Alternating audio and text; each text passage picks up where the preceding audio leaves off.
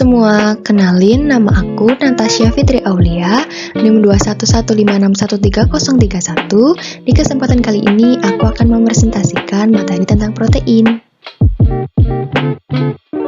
Apa sih pengertian dari protein? Protein terbentuk dari polimerisasi peptida-peptida. Peptida merupakan polimerisasi dari asam amino yang berbeda. Jadi protein dapat dikatakan sebagai suatu kopolimer. Penjelasannya, ikatan yang terjadi antara protein selain ikatan peptida antara lain asam amino dan penyusunnya. Juga terjadi ikatan-ikatan yang lain. Misalnya ikatan hidrogen yang terjadi pada gugus min NH dan gugus min OH, serta ikatan sulfida min S yang menyokong terjadinya ikatan yang kompleks pada protein. Ikatan ion pada protein juga terjadi, di dalamnya terdapat gugus ion logam dan ikatan koordinasi. Misalnya ikatan koordinasi antara ion Fe3+ dengan hemoglobin pada darah.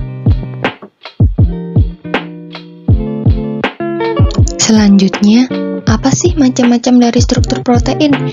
Struktur protein dibagi menjadi 4. Yang pertama ada struktur primer, yaitu ikatan peptida dari asam amino pembentuk protein tersebut. Yang kedua ada struktur sekunder, yaitu ikatan hidrogen yang terjadi antara gugus-gugus amina dengan atom hidrogen pada rantai samping asam amino sehingga membentuk lipatan-lipatan, misalnya membentuk heliks. Yang ketiga ada struktur kuarter, yaitu struktur yang melibatkan beberapa peptida sehingga membentuk suatu protein. Yang keempat ada struktur tersier, yaitu interaksi struktur sekunder yang satu dengan struktur sekunder yang lain melalui ikatan hidrogen, ikatan ion, atau ikatan disulfida min S, misalnya terbentuk rantai double helix. Selanjutnya aku jelasin nih struktur gambar dari protein.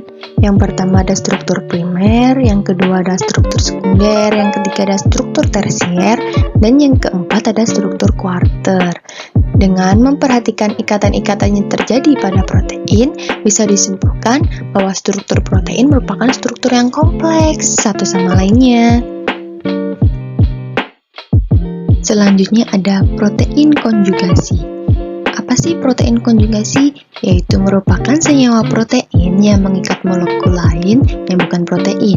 Itu terdiri dari nukleoprotein, yaitu protein yang terikat pada asam nukleat terdapat pada inti sel dan kecambah biji-bijian. Yang kedua ada glikoprotein, yaitu protein yang berikatan dengan karbohidrat terdapat pada musim kelenjar ludah, hati, dan tendon. Yang ketiga ada fosfoprotein, yaitu protein yang berikatan dengan fosfat yang mengandung lecitin terdapat pada susu atau kuning telur. Yang keempat ada lipoprotein, yaitu protein yang terikat pada lipid atau lemak, misalnya serum darah, kuning telur, atau susu. Yang kelima ada kromoprotein atau metaloprotein, yaitu protein yang mengikat pigmen atau ion logam, misalnya hemoglobin. Selanjutnya ada sifat-sifat dari protein. Yang pertama, sifatnya sukar larut dalam air karena ukuran molekulnya yang sangat besar. Yang kedua, mengalami koagulasi oleh pemanasan dan penambahan asam atau basa. Yang ketiga, bersifat amfoter, yaitu karena membentuk ion atau sweeter.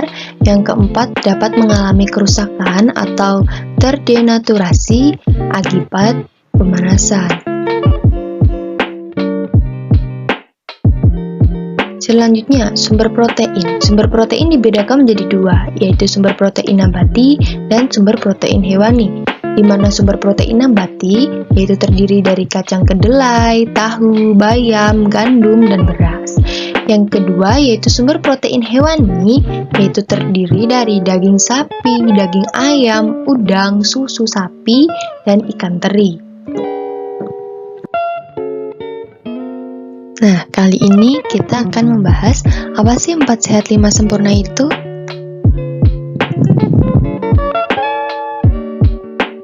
4 sehat 5 sempurna terdiri dari makanan pokok, lauk pauk, sayur-sayuran, buah-buahan, dan susu.